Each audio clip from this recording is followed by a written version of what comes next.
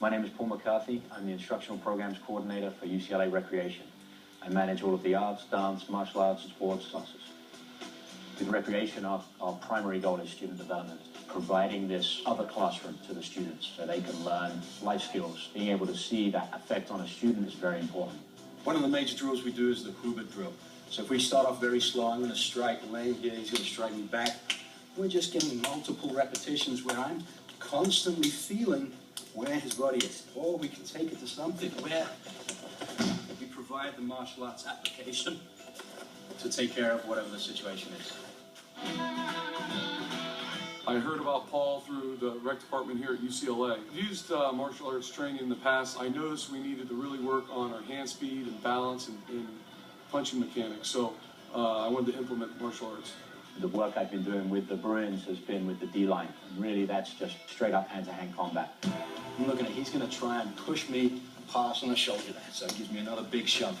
I'm going to take that. As soon as I see that coming in for me, I take it off and you see where his balance goes. So we'll start the drill. He pushes me, take that. He came out a few times in spring ball. We all watched him. We was like, oh man, this dude looks like Bruce Lee. He's a small guy, you know.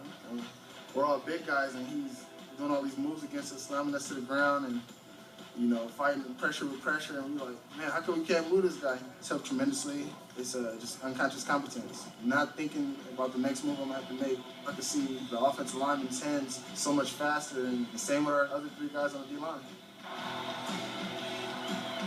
I think hands have evolved in the game of football over the last 10 years. Defensive line, offensive line, everyone's using their hands more. But you can add drills, but you're incorporating your hands. It's only going to make you a better football player. With the defensive line techniques that I've taught and the schematics, it's totally changed what we do up front. Most sports are really just imitations of war.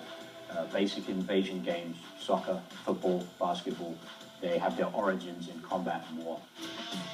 Got the soccer ball at the feet, still going to use my hands, my upper body for this information. As I come in, my hands drop, I take one way, take the other.